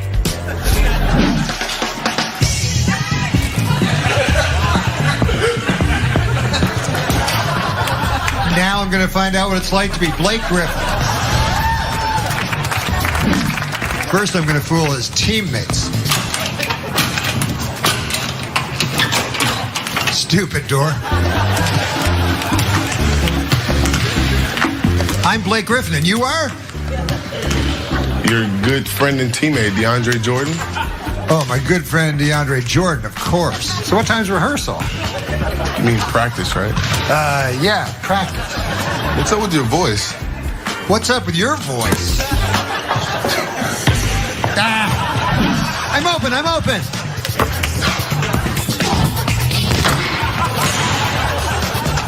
Ow! Not so hard, man. All right. Hit me. Sky hook.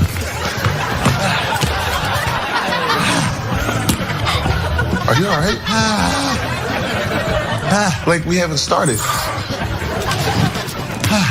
I gotta quit smoking. Smoking?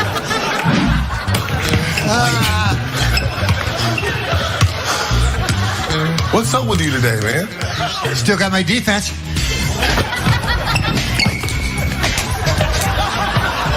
Blake, that's a foul. You can't slap me. Says who?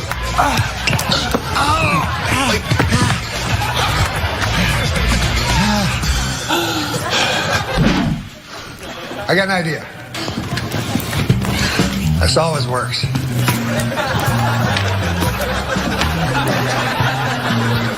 Just jump up there and get it. No. Yeah. Whew. Oh! Jeez! I don't know what's going on here. My heart is beating so fast. Are you all right? I think I pulled a part of my leg that's underneath the top part.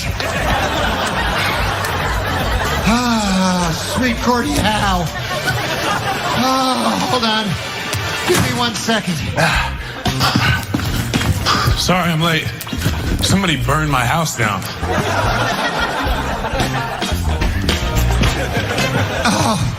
Oh no. I gotta start working out.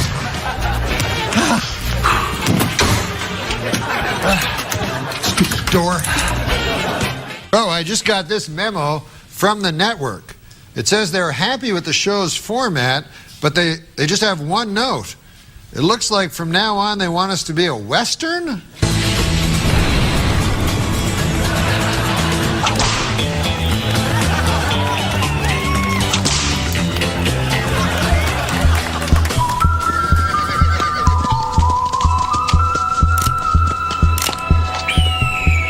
Up yonder in the Pawnee Ridge, it's the Youngers gang. I don't take kindly to ambushes. Know what cat's sidewinders? Yellow-bellied varmints.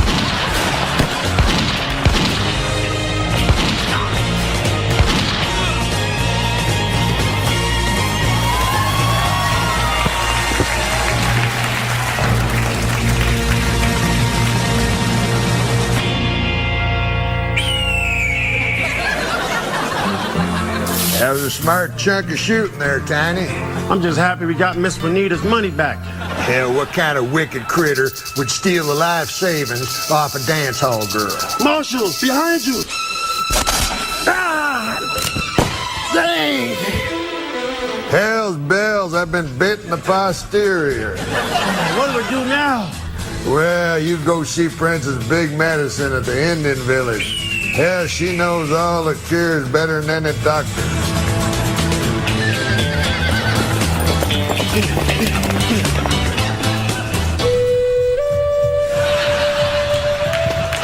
Princess, ma'am, the marshal has been bit by some serpent. You must suck out the poison with your mouth. This is the only way. Now go. Go with the wind.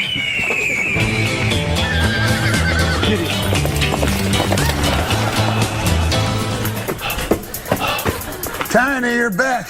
What did Princess Big Valley say?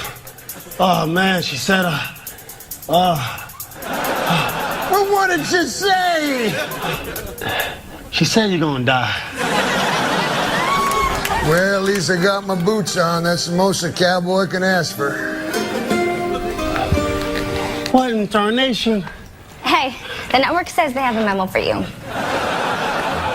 Says here, we didn't say Western. We said we wanted more about the Western Conference Finals. Well, what a damn fool misunderstanding.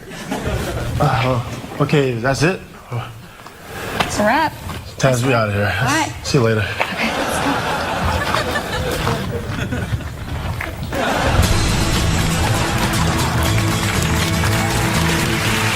I guess I'll have to get me some of them fancy reading glasses. Any last request before we shoot both you? Well, I'd sure like to hear some country music. Twangier the better. Okay, we can do that. How about you? Yeah, shoot me first.